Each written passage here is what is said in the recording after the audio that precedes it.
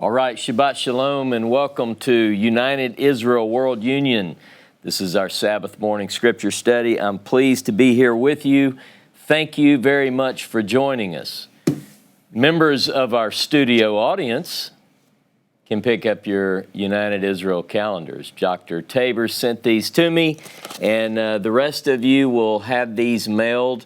The goal, right, John, is next week. So that's what we're going to try to do. We've got quite a few envelopes to stuff. Last year we sent out a couple of hundred of these, so we are hoping to get these bagged up and off in the mail next week. So be on the lookout. Now, having said that, if for some reason you moved or you just want to make sure that you're on the list, or if you're someone who just started listening to us and you didn't receive a United Israel Jewish calendar last year, then email me and I'll make sure that you get one of these. There's no charge for these.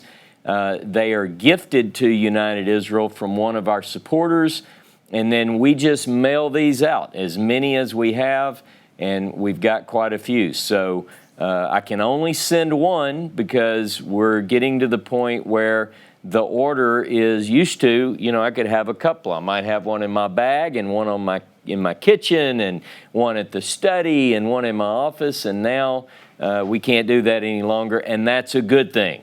So again, United Israel Jewish Calendar, the verse that is on this Jewish calendar says, "The steadfast love of Jehovah never ceases. His mercies never come to end. They are new every morning. Great is your faithfulness." Lamentations 3:22 and 23. Beautiful verse. So this calendar has all the festivals, all the Torah readings, and of course the Hebrew calendar day, candle lighting times, and so forth. So you want to get one of these and make sure that I have your address. Having said that, we are in a new series which I have titled the series, The Tribes. It's a vast topic. I can teach on this and probably will for weeks, months, years, who knows? It's such a vast subject, and it is, the importance of this subject can't be underestimated or underemphasized, because truly this subject matter is the core biblical message, because we're talking about something that is very much a part of the biblical history, of the present day reality, and the future that is portrayed in the prophetic literature. What we're really talking about when we talk about the tribes is the method whereby, according to the Hebrew Bible, that Jehovah chose one man and his seed after him to model his way for all the families of the earth.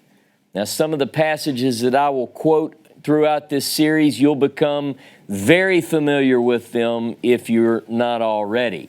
One of those is found in Isaiah chapter 51. In Isaiah chapter 51, it says, "You who chase after or pursue righteousness, you who seek Jehovah, look to Abraham and to Sarah."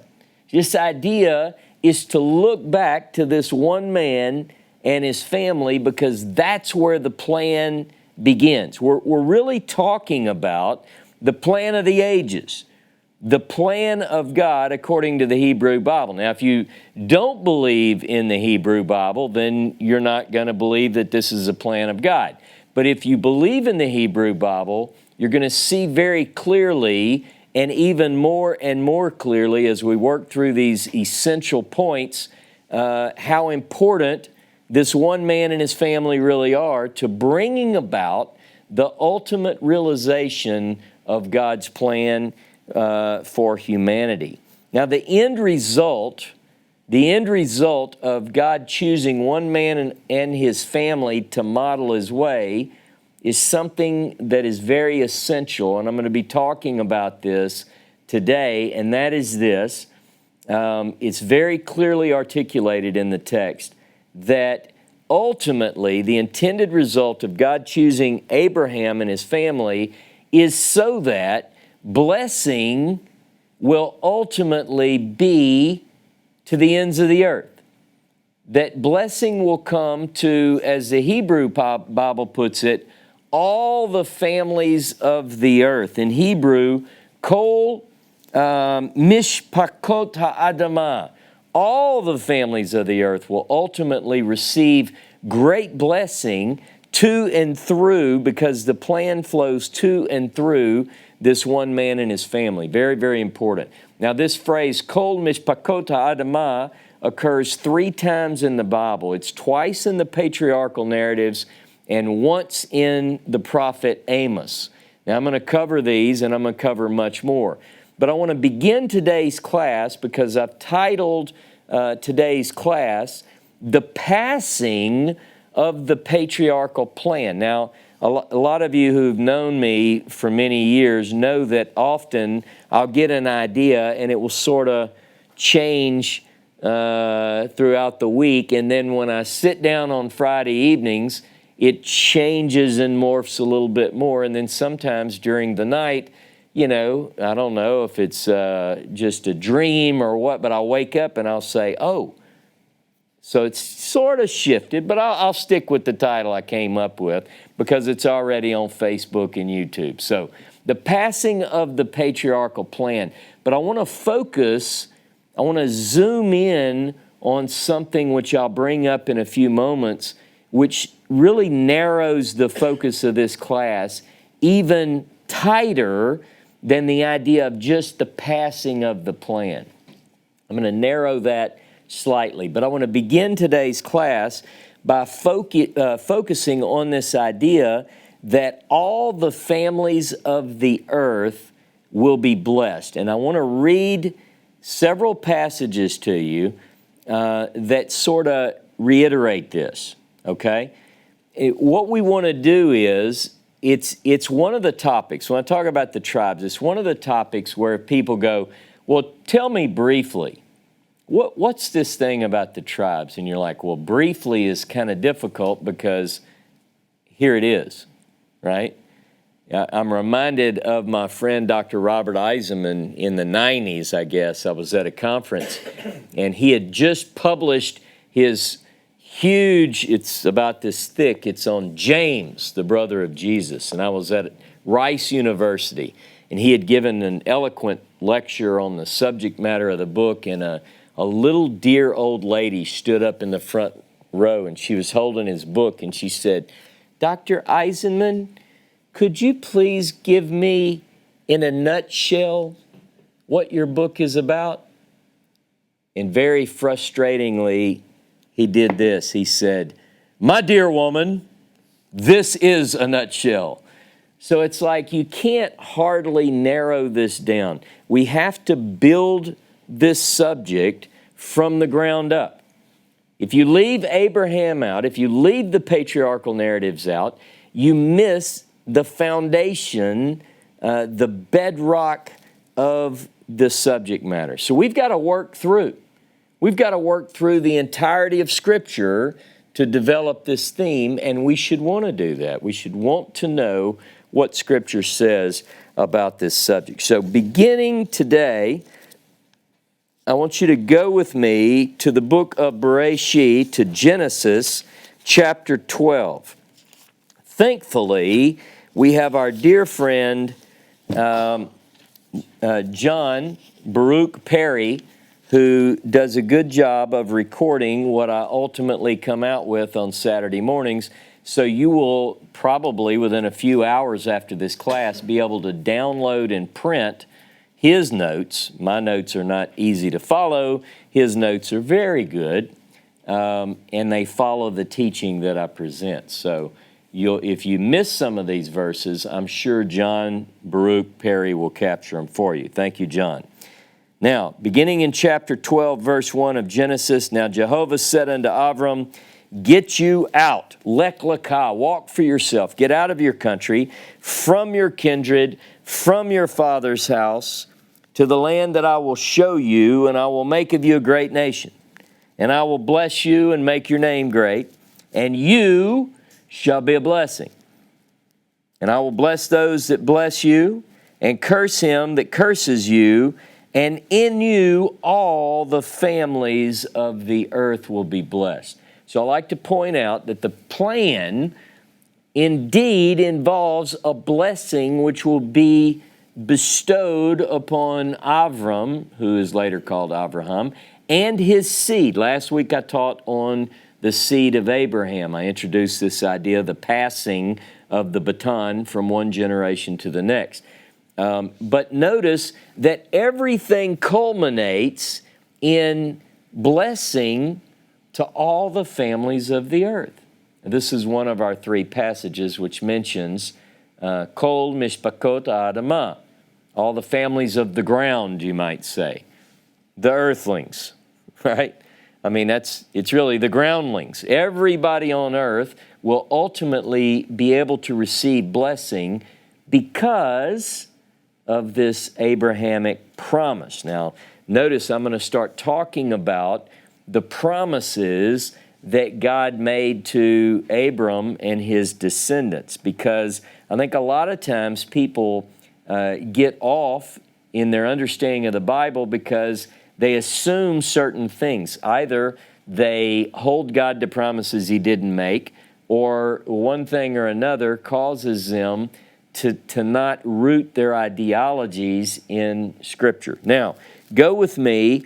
Remember this idea, all the families of the earth will be blessed. Now, go with me to Genesis 18. Again, the patriarch here is Abraham, and these are foundational texts for the subject that I'm going to present today. Go to Genesis 18, and let's go to verse 17.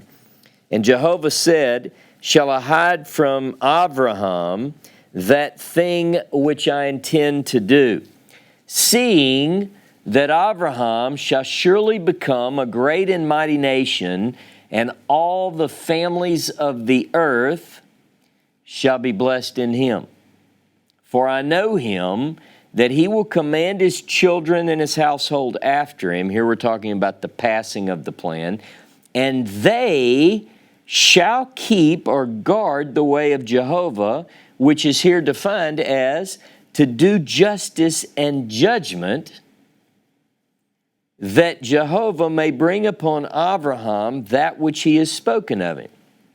All right, now remember in the story, we're actually hearing God's thinking here. He says, I'm going to reveal to Abraham what I'm going to do. Why? Because he will become a great and mighty nation. And ultimately that will lead to blessing among all the families of the earth. So this is why he's going to include Abraham.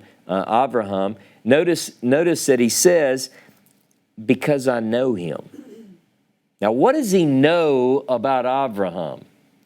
He knows this, that he will command his children and his household after him to keep and guard this way, to do justice and righteousness in the earth. See, and because of that, ultimately blessing will reach all the families of the earth. Go with me to Genesis chapter 22.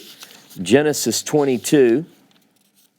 And I want to begin in verse 15. Genesis 22, verse 15.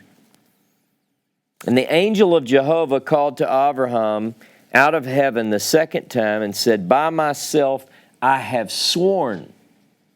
This is Jehovah, right? "By myself I have sworn, says Jehovah, because you've done this thing and not withheld your son, your only son, that I will exceedingly bless you, and I will exceedingly multiply your seed as the stars of heaven and as the sand which is upon the seashore, and your seed shall possess the gates of its enemies, and in your seed," get it, "shall all the nations of the earth be blessed." And then it says, "because you have obeyed my voice.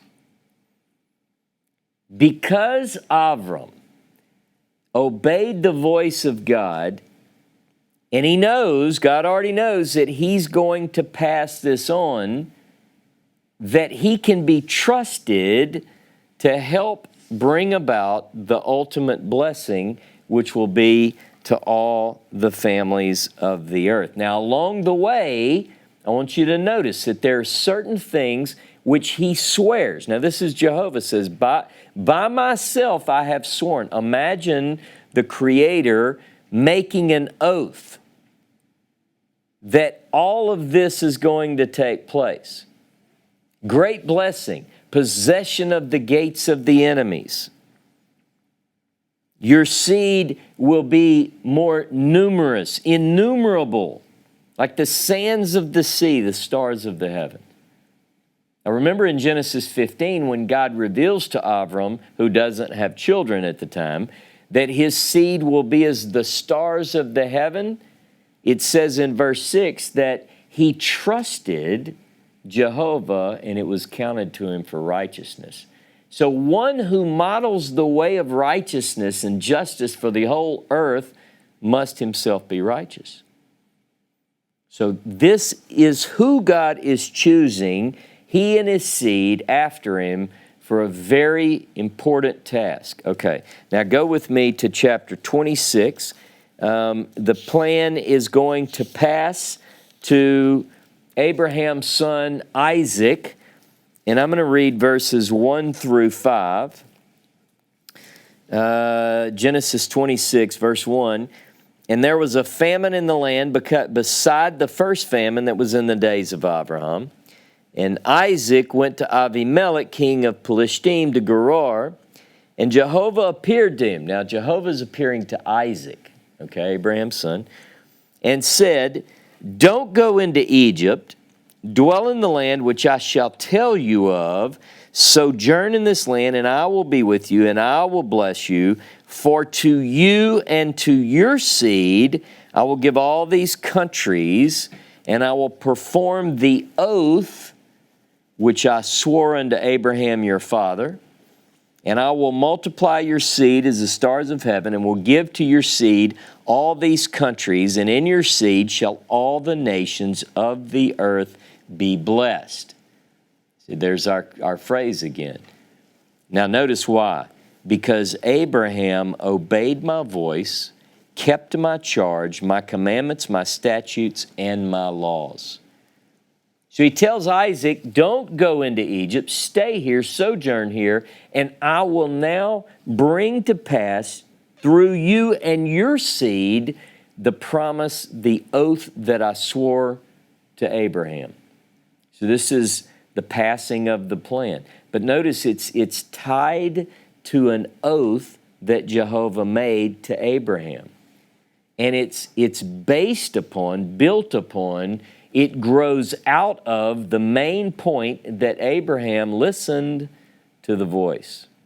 He was righteous because the way of Jehovah is justice and righteousness in the earth. It's the plan to bring that justice and righteousness to all the families of the earth, right? Now look with me to chapter 28, because we're now going to show that the plan passes to Yaakov, to Jacob, to Israel. Go to chapter 28, and I want to begin in verse 13, 28:13. Now, you'll remember the context. Jacob is fleeing from his brother Esau, and he finds a place. He rests at the night, and he has a vision with the sulam, a ladder, and the angels ascending and descending, the malachim, the messengers. Jehovah is standing above, and he has this dream. And look in verse 13, and behold, Jehovah stood above it and said, I am Jehovah, God of Abraham your father, the God of Isaac. The land on which you liest, to thee will I give it, and to your seed, and your seed shall be as the dust of the earth. And you shall spread abroad to the west and to the east and to the north and to the south, and in you and in your seed shall all the families of the earth.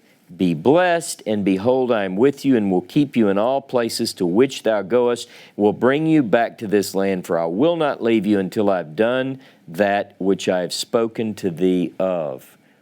So now the plan is shown to go to and through all the patriarchs. They're all given the same mission and message, that the plan of God, ultimately, the intended result is that blessing would flow to all the nations, all the families, kol mishpakot adama, all the families of the ground or of the earth.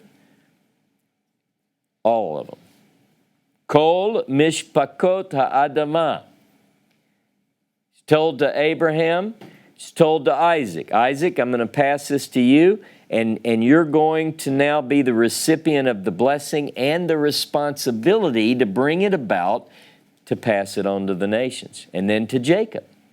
Jacob, you now, to you and your seed. But notice that we're talking about an oath. It involves the land. It involves progeny. And of course, blessing. Those being two of those blessings. There's a lot more to it, but ultimately, one who receives that blessing has the great responsibility of passing that blessing on not only to one's family and neighbors and towns and states and nations, but listen to this. The ultimate responsibility for carrying out the plan of Jehovah rests, like still rest, upon the shoulders of a specific group, a literal group, Abraham, his seed, and his household after him. Now, speaking on behalf of Jehovah, the prophet Amos, the cowboy prophet. I like Amos.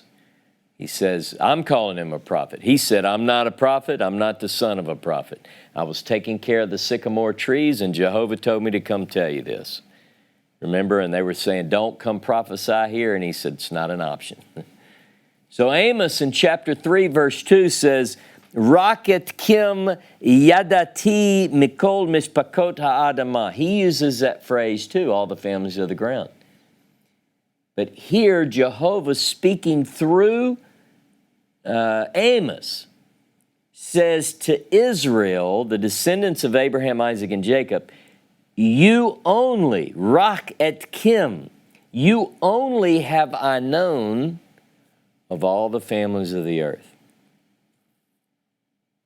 Now, people might hear that and they go, oh, what about me? Well, it's the responsibility of Abraham, his seed, and his household after him to offer up and bring into the fold all the families of the earth.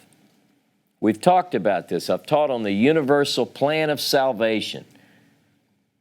Others, non-Jews, non-Israelites. I'm going to start making sure you get the terminology right. People who Isaiah 56 talks about. My house shall be a house of prayer for all people. But remember, one's relationship with the God of Abraham, Isaac, and Jacob is contingent upon how they treat Abraham's descendants. Well, bless those that bless you, curse those who curse you. Actually, it says, curse those who esteem you lightly. All right. This is the greatest mission ever assigned in the history of humanity. The mission that was given to Abraham, his seed, and his household after him, because the world, if you will, rests upon his shoulders.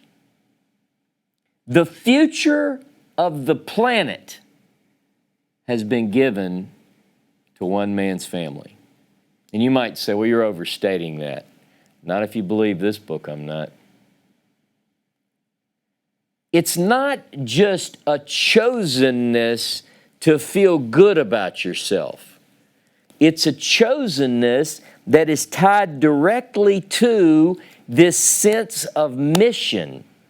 It's a message and a mission. It's not a mission without a message. It's not a message without a mission. It is a mission and a message that ultimately has an impact on the entire world. Everything is tied to this. Go with me to Jeremiah chapter 4. In Jeremiah 4, and I want to read verses 1 and 2, Jeremiah 4. If you return, Jeremiah is addressing the people of Israel. If you return, this, by the way, is very, very, Im tashuv Yisrael na'um Yehovah. If you return, Israel, says Jehovah, return to me.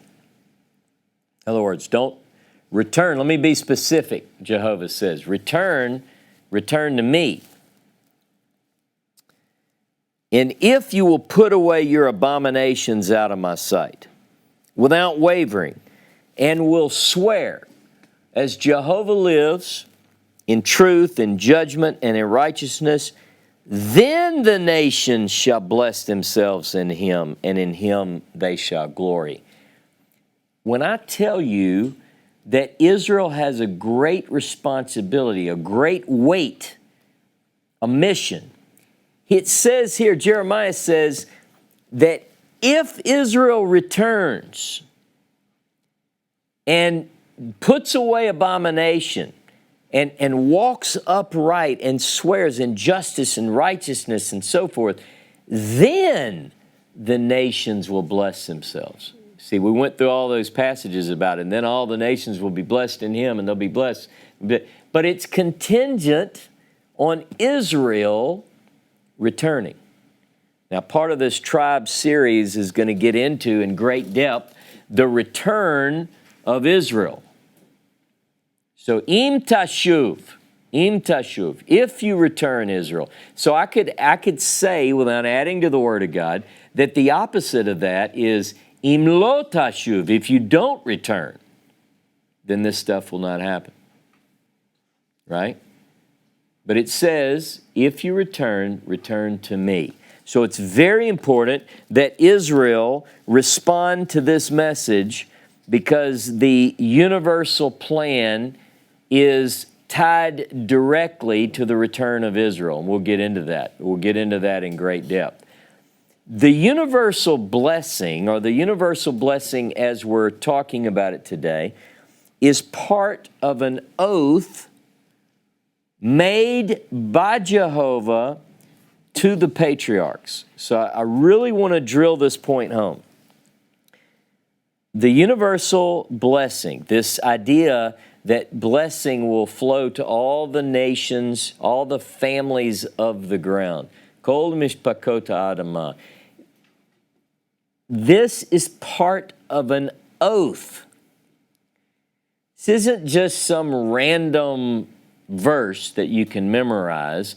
It's repeated as a foundational element of the plan of God, sworn by Jehovah to the family who is to bring it about. It's an integral part of an oath made by Jehovah. That means it's irrevocable, right? It can't be revoked. It will come to pass. And it's going to come to pass despite any failures or shortcomings of the family who's chosen to bring it about. You might say, well, maybe God's going to abandon that people and pick another people, and they'll be the new Israel. They'll be a spiritual Israel. Maybe because they didn't live up to the expectations, God's going to choose someone else. that's not going to happen. Think of stories in your Bible. Think about Jonah. Jonah is called to do a certain... God makes an oath and directs it towards a people, assigning them with a message and a mission. They will do what they're supposed to do. Now, it might take a while. An 11-day trip from Egypt to the Holy Land went to 40 years, but they went in. The plan of God for the ages and for the nations will come to pass to and through Abraham, his seed, and his household after him. It just might take longer than it should have. But despite of any failures or shortcoming on the part of the family that's chosen to bring it about, it's going to happen. So get that. Mark it down. Now, today's Torah portion. I hope many of you, even though I might not teach directly from the Torah portions, keep up with this. It's good to stay in concert, in step with Judah, with the Jewish people.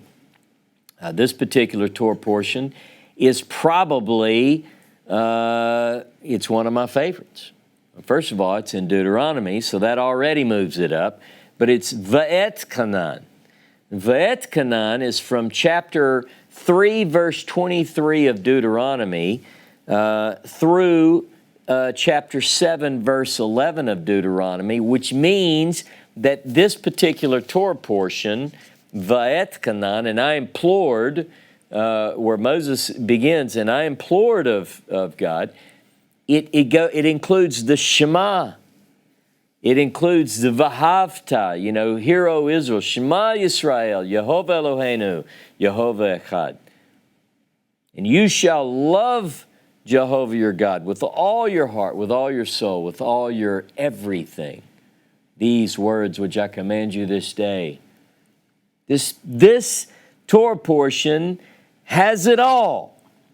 It's the foundation of the faith that was given to Israel that ultimately will reach the ends of the earth.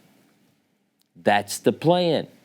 It contains the 10 words, often called the 10 Commandments.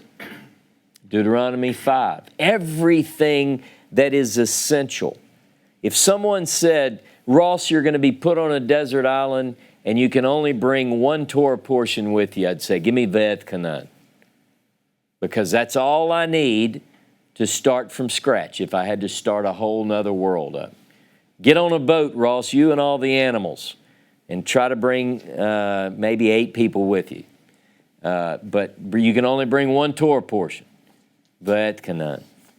Go with me to Deuteronomy chapter 7. Deuteronomy chapter 7. This is from the Torah portion this week, Va'et-Kanan. I want to begin in Deuteronomy 7. Now, the tribes. We're going to be talking as we go through this course about the idea that God chose a particular people, the chosen, with the idea of God having a chosen people. Well, you know who feels less favorable towards that idea? It's the chosen people themselves. This idea of being chosen, one of my favorite movies, Fiddler on the Roof, where Tevye says, I know that you chose us, but could you choose someone else maybe? It's like, it's not always a glorious job. It's because it's mission oriented. I have a good friend that's a very close friend of mine that's a rabbi. The burden of this people is heavy. Like, if you just had to go about life and someone else had to do all the work for you, that might seem like a more luxurious path to choose. But we're built for this. You're going to see. Just stick with me. We're going to begin in chapter 7 of Deuteronomy, verse 6. 7:6. Ki am kadosh atah, because you are a holy people to Jehovah your God. Jehovah your God has chosen you to be a special people to himself above all people that are upon the face of the earth. Jehovah did not set his love upon you or choose you because you were more in number than any people, for you're the fewest of all people, but because Jehovah loved you, and because he would keep the oath which he had sworn to your fathers, has Jehovah brought you out with a mighty hand and redeemed you out of the house of bondmen from the hand of Pharaoh, king of Egypt. Know therefore that Jehovah your God, he is God, the faithful God who keeps covenant and truth with those who love him and keep his commandments to 1,000 generations, repaying them that hate him to their face to destroy them. He'll not be slack to him that hates him, he'll repay him to his face. Thus you shall therefore guard the commandments and the statutes and the judgments which I command you this day to do them. Am kadosh, you are a holy people, a set-apart people, not to just bask in the blessings of the Almighty, but you are a chosen people. The Hebrew Bible uses the phrase segulah. It's a precious treasure. It's used for the people, the descendants of Abraham, his seed, and his household, but it's also used for precious jewels. It's the only two uses in the Hebrew Bible. Either you're a diamond, like a real diamond, a hard rock, or you're one of these people if you're in the biblical definition of segulah. I'm going to read you the passages. I'm going to give you 5 passages today on the segulah, the chosen. Go with me to the book of Exodus chapter 19. Exodus 19. And I just want to read verse 5. Now therefore, Exodus 19:5. Now therefore, if, in Hebrew it says if too, by the way. It's in a bad translation. If you will obey my voice indeed and keep my covenant, then you shall be my own segulah from all the people. For all the earth is mine, and you shall be to me a kingdom of priests and a holy nation. He tells Israel, if you keep my covenant, you're going to be my segulah, my special treasure. The whole earth is mine, he says, but you will be a kingdom of priests, a holy nation. If. Now, what I'm going to show you is, yes, it's conditional, meaning if you do this, you're going to be a priest. But here's the other part of it. You will be a priest. You will be. You might go reluctantly. You might go kicking and screaming, but you're going to be a priest. And you're going to be a good one. There are times where you're going to go astray. But ultimately, you're going to be a priest. And you will keep my covenant. All right? And you will be my segulah, my special treasure. Go with me to Deuteronomy 14. Deuteronomy 14 and verse 2. Deuteronomy 14:2. Again, I love to read contextually, but today I've got so many passages that I'm going to have to, you go back and read all these chapters and memorize them for next week. Deuteronomy 14:2, for you, Israel, are a holy people to Jehovah your God. Jehovah has chosen you to be a special possession, a segulah, treasure to himself, out of all the nations that are upon the earth. Think about that, all the nations. He chooses one group and says, you are my special treasure. Now, again, there's with to whom much is given, much is required. It's a job. Go to 26, Deuteronomy 26. Deuteronomy 26, verse 18. let me start in, it's hard to see where to start. Let me start in 17. You have avouched Jehovah this day to be your God and to walk in his ways and to keep his statutes and his commandments and his judgments and to hearken to his voice. And Jehovah has avouched thee this day to be a people for his own possession, a segulah, as he promised you, and that you should guard all his commandments and to make you high above all nations which he's made, in praise, in name, in honor, and that you may be a holy people to Jehovah your God as he's spoken. You're going to be higher. You're going to be in name, in praise, in honor. This is the goal. This is what's going to be the ultimate result. But notice, you have two components to this. Jehovah makes an oath. He swears an oath, which we're going to go through in just a moment. And the people have sworn to adhere to the covenant. You do your part. God's going to do his. And oh, by the way, the people are going to do theirs too. They just might not know it yet. But when they come together, the plan takes off. It's a two-part plan. Go with me to Psalm 135. Psalm 135. You ought to have these verses marked or in some way indicated in the text. These are very important. Psalm 135, verse 4. For Jehovah has chosen Jacob to himself, Israel for his segulah. Jacob, Israel, this people, that's the segulah, that's the special treasure. God says, all people are mine, all the nations of the earth are mine, but I've got one segulah, one special treasure. All right, now, one more. I want you to go with me to the book of Malachi, chapter 3 and verse 16. Then they who feared Jehovah spoke to one another and hearkened, and Jehovah hearkened and heard it. People talk, Jehovah listens, he hears it.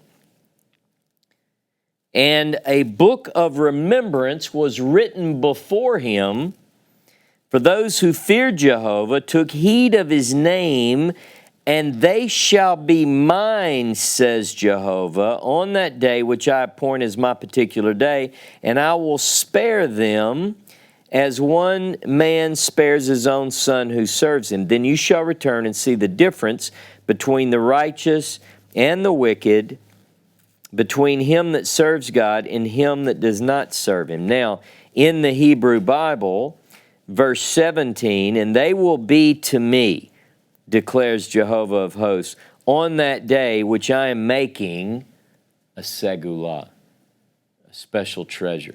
So he's saying this group that listens, that speak often of his name and so forth, that this book of remembrance God's going to make, that group that he hears, that group in the book of remembrance is the segulah. There's no change in God's plan. God has a segulah. He has a special people.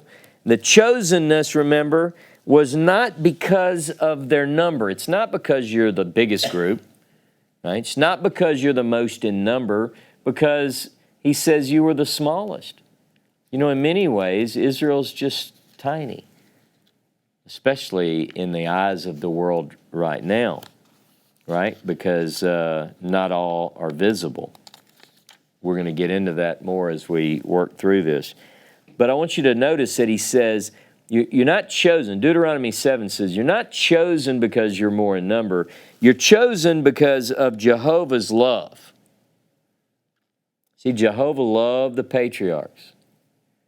And we can read their stories and go, man, you know, they did some things that, you know, how, why? What was it that was so special? Well, think about what God says about Abraham. He says, I know him. I know him. He's going to pass this on to his children. Justice and righteousness.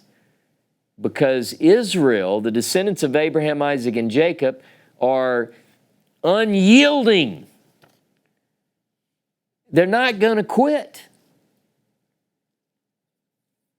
And that has been the history.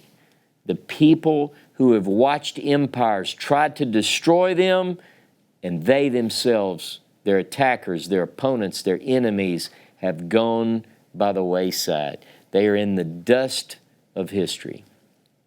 Israel was called to a mighty mission, and history has obliged. Jehovah is keeping an oath that he made with the fathers. Now, Israel is told in Deuteronomy 7, here's your part. You are to know that Jehovah is one and there is no other. Jehovah hu ha-Elohim. Jehovah, he is God, not another. So if anybody comes up in the history of Israel and says, hey, can I come in and talk to you a little bit about salvation and God, and do you know God? And then they start to describe a different God, and the name isn't, of course, they wouldn't use the name Jehovah or Yehovah. They might say Hashem or Adonai, but you're not going to fool them. They've got a message. Part of this plan is that you have to be faithful. You have to keep covenant and kindness and guard the commands, the statutes, and the judgments. Now, in order to understand this plan and how it operates, we have to really get to a clear understanding of the components of the plan. So this is what I'm going to spend the next few minutes going through so that you have this idea real firmly planted in your heart and your mind and your spirit, so that this is something which is not able to be rooted out. I'm going to talk to you about the oath, because remember, it's over and over we're reading today that Jehovah made an oath to the fathers. We ought to understand that oath. What did God commit to? What is his promise? And then it's going to help us with a lot of other things. So we know the parties in this covenant. We know Jehovah and we know the people. And we're going to look at the responsibilities of each, but I really want to know, what was it that Jehovah swore? In other words, what are we to, if we're looking at what did God say he's going to do, not what do some people think God said he was going to do. What's the oath? What does he promise? What's his commitment? So I've carefully reviewed every occurrence of Jehovah's oath. Went through carefully, painstakingly, looked at every passage, and I'm going to go through rapid fire a bunch of these passages. So maybe stretch your fingers, get ready, because I want to do this in a short amount of time. I want you to have all these verses, and I want you to understand that this is essential to grasp if you believe the Bible. If you don't believe the Bible, you're probably at the wrong website. I'm just saying. If you do believe the Bible, if you do believe that within the covers of this Hebrew Bible are the elements of God's plan for the ages, then you're going to learn something here. And you're going to have every key passage that you need to have.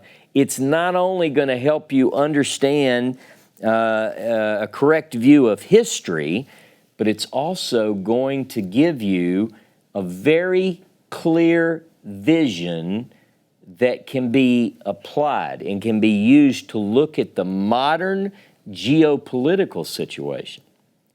Now, there are so many pundits out there. You know me, I don't get into politics, and I'm not today. But I'm going to give you something about Israel that you better put in your back pocket whenever you deal with the geopolitical situation of the day. Because there are a lot of people who don't agree with Ross on this, and that's because they don't know Scripture or they don't believe Scripture. All right? This is not a party thing. This is, you get this right or you get it wrong based on the Bible. You're gonna see this. Like, there's no wavering on this issue, in my humble opinion. and in the opinion of everybody who put a quill to the sheepskin here. This will help, I think, explain to many people why I call myself an ardent Zionist. Like a lot of people go, well, are you suggesting that everything that Bibi and the Knesset do is absolutely right? No government in the modern world run by man or woman is absolutely right. That's not what I'm talking about. When I talk about being a biblical Zionist, I'm talking about witnessing key events in the history and in the present day reality of this word being modeled out before our very eyes. I'm talking about realization of miraculous happenings within the last several hundred years that prove to me that this word is true. Biblical Zionist. There are people out there that go, well, Zionist is a secular movement and, why are you supportive? They have orthodoxy. Many Orthodox who don't believe in some of this, right?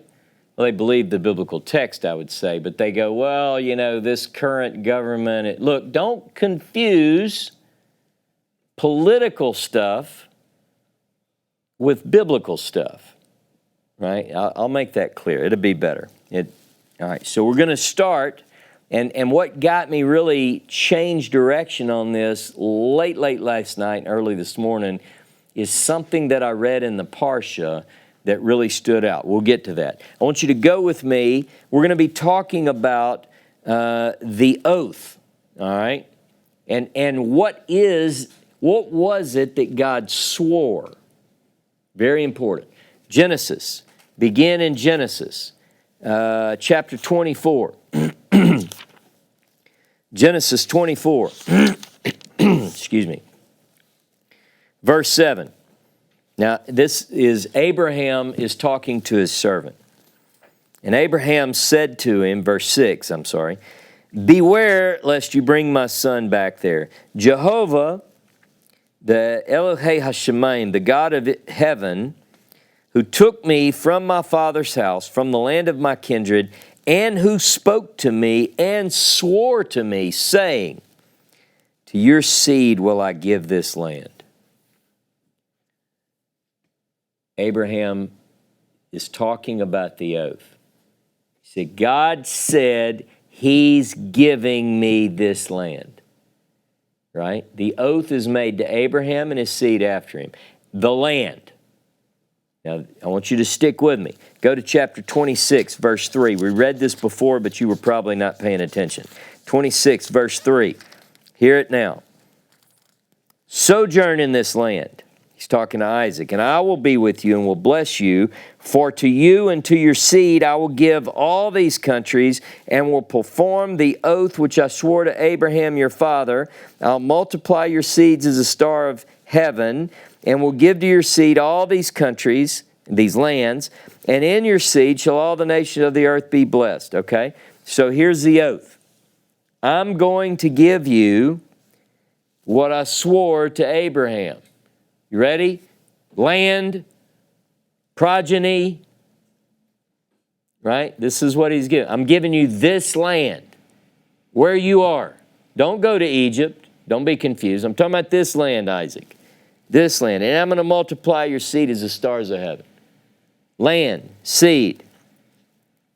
All right, now go with me to chapter 50, Genesis chapter 50. Again, I'm going to work through quite a few texts. If you want to depend on John, he's never failed us yet. If you want to take notes, that's fine. Genesis 50, verse 24. And Joseph said to his brothers, I die, and God will surely visit you and bring you up out of this land, referring to Egypt, and to the land of which he swore to Abraham, to Isaac, and to Jacob. It's an oath. He says, I'm going to die. I'm not in the land. I'm going to die outside the land, and you're going to bring me there to the land that God swore Abraham, Isaac, and Jacob. God's oath is about a land, right? Go with me to Exodus 13. Exodus 13 and verse 5. Now, some might say, why does Ross go through every one of them? I just want you to know every one of these. By the time, if I give you 2 or 3, you go, okay, yeah, but there's a bunch of other ones that say, no, there's not. You get through with this, you're going to have them all. Exodus 13:5. And it will be when Jehovah shall bring you into the land of Canaan, the Hittite and the Amorite and the Hivite and the Jebusites, which he swore to your fathers to give you, a land flowing with milk and honey, that you shall keep this service in this month. When you go into the land of Canaan, the land that was this people, this people, this people, this people, to the land that is sworn to your fathers to give you. Now look down at verse 11. And it will be when Jehovah shall bring you into the land of the Canaanites, as he swore to you and to your fathers, and shall give it to you. Pretty clear, right? It's a land. Go with me to Exodus 32. Exodus 32 and verse 13. Remember Abraham, Isaac, and Israel, your servants, to whom you did swear by your own self, and did say to them, so here we go, here's the oath, you ready? I will multiply your seed as the stars of heaven, and all this land that I have spoken of will I give to your seed, and they shall inherit it forever. Forever. Lots of seed, land, forever. 33, Exodus 33, verse 1. And Jehovah said to Moses, depart and go up from here, you and the people whom you have brought up out of the land of Egypt, to the land of which I swore to Abraham, to Isaac, and to Jacob, saying, to your seed will I give it. It's talking about a literal land, a literal people. Numbers chapter 11.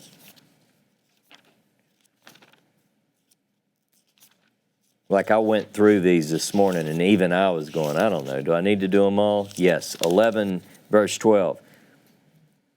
Have I conceived all this people? Have I begotten them, that you should say to me, carry them in your bosom as a nursing father carries a suckling child, to the land which you have sworn to their fathers? Chapter 14, verse 16. Numbers 14, 16. Because Jehovah, now remember he's saying, if something bad happens to the people, this is what someone else is going to say. They will speak saying, because Jehovah was not able to bring this people into the land which he swore to them.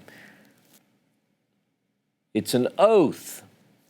Look at verse 23, Numbers 14. Surely they shall not see the land which I swore to their fathers. There's a land that's sworn to the fathers. I want you to get these. Chapter 32 of Numbers, chapter 32 and verse 11. 32, verse 11. Surely none of the men that came out of Egypt from 20 years old and upward shall see the land which I swore to Abraham, to Isaac, and to Jacob, because they've not wholly followed me. Now I want you to see that, right? So there's a contingency here. Some will, some won't. That's always the case with the covenant. Now the people overall, they have a mission. They're going to. You're going to go into the land. Now we're going to work through the passages in Deuteronomy. Deuteronomy 1, verse 8. Behold, I've set the land before you. Go in and possess the land which Jehovah swore to your fathers, Abraham, Isaac, and Jacob, to give to them and to their seed after them. Verse 35. Surely not one of the men of this evil generation shall see that good land which I swore to give to your fathers, except for Caleb the son of Jephunneh. He shall see it, Remember, because he wholly followed after God. Chapter 4. Now these are from our Torah portion today. Chapter 4 and verse 31. For Jehovah, your God, is a merciful God. He will not forsake you, nor will he destroy you, nor forget the covenant of your fathers, which he swore to them. This idea of the covenant that he swore with them forever. Chapter 6, verse 10. And it will be when Jehovah your God shall bring you to the land of which he swore to your fathers, to Abraham, to Isaac, and to Jacob. Verse 18. And you shall do that which is right and good in the sight of Jehovah, that it may be well with you, that you may go in and possess the good land which Jehovah swore to your fathers, to cast out all your enemies before you. How many of you are getting the point? Right? You getting it? All right, I'm going to give you some of these because I want to tie some things together. But I'm going to give you some verses. Now, John, Baruch, pay attention because I'm going back on what I said. I'm not going to read through every one of them. Chapter 7, verse 8 of Deuteronomy. Verses 12 through 13 of Deuteronomy 7. Deuteronomy 8:1. Verse 18, Deuteronomy 10:11, chapter 10, verse 11, Deuteronomy 11 and 9, 11 verse 9, verse 21, chapter 13, verse 17. Now look, every one of these passages deals with the oath that Jehovah made to the descendants of Abraham, Isaac, and Jacob. Chapter 19 of Deuteronomy, verse 8. Chapter 26, verse 3 and verse 15. Chapter 28, verse 9 and verse 11. Aren't you glad I didn't read all these? Chapter 29, verse 13. Chapter 30, verse 20. Chapter 31, verse 7. Chapter 31, verse 20 through 21, 23. Deuteronomy 34:4. And there are quite a few in the prophets. Overall, dozens of texts where God declares, or another biblical writer declares, about an oath that Jehovah made to the children of Israel. Jehovah makes an oath to and through the patriarchs. His plan is passed down. It's based upon his love for them. The oath is built on two promises. Progeny. Your descendants will be as the stars of heaven, the dust of the earth, the sand of the seashore. Listen, this is a real people, a literal people, and a specific people. Allegorical. We're not talking about a spiritual Israel. I'm sorry, that's not biblical. We're talking about the physical, literal, real descendants of Abraham, Isaac, and Jacob. And we're talking about a land, a real, a literal, a physical, and a specific land. It's not allegorical. God says, I will give this land to you, Abram. I will give this land to you and your seed. Isaac, I will give the land to you and your seed as I swore to Abraham forever. Jacob, I will give the land that I promised your fathers, Abraham and Isaac, as a gift for you and your seed after you. It's an oath. Forever. What land am I talking about? A land flowing with milk and honey. A land that is described in Deuteronomy chapter 11 and verse 12. I love this passage. Deuteronomy 11:12 says, a land which you go in to possess is a land of hills and valleys, and drinks water of the rain of heaven, a land which Jehovah your God cares for, The eyes of Jehovah your God are always upon it from the beginning of the year to the end of the year. Physical place. He isn't talking about heaven, streets of gold. He's talking about a physical land. It's not allegorical. Listen to me. This land, biblically speaking, is not up for negotiation. It's not to be traded. It's not to be part of a peace deal to keep people from blowing up your children on buses. There are other solutions to that problem. The land belongs to the people of Israel forever and always, regardless of what the news pundits say and the weak, spineless people who don't know better and just need to read the text. Look, the land belongs to Israel. Look, go with me to Leviticus chapter 25 and verse 23. The land shall not be sold forever, for the land is mine, and you're strangers and sojourners with me. Jehovah says, this land, it's my land. You're the people who I've chosen to put here. Now, that doesn't mean other people can't live here. Don't get me wrong. That's not what I'm saying. Anybody can live there who lives peacefully, who seeks, in fact, all the nations of the world will ultimately flow to Jerusalem. It's open. It's open for people of all different faiths.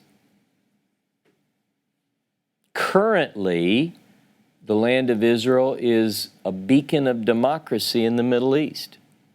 Sure, just like any government, there are problems, there are issues. Look at how this group stands as a beacon of democracy in the Middle East. This land was promised to Israel in an oath. It was reiterated over and over and over. And I did have in my mind, I would read through all those verses, but I'm telling you, it's a lot of verses.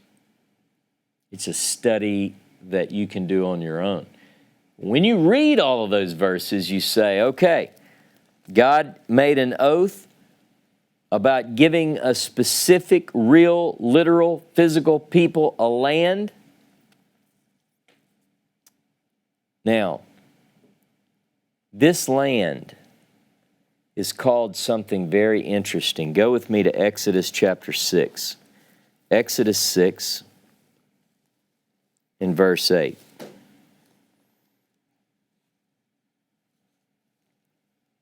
And I will bring you into the land, which I swore to give to Abraham, to Isaac, and to Jacob. And I will give it to you for a heritage. In Hebrew, that word is murashah. Murashah, a possession, a heritage. He's saying, I'm going to bring you from Egypt, bring you into this land that I have assigned to you for a possession, a heritage, an inheritance, some translations say. The Hebrew is murashah.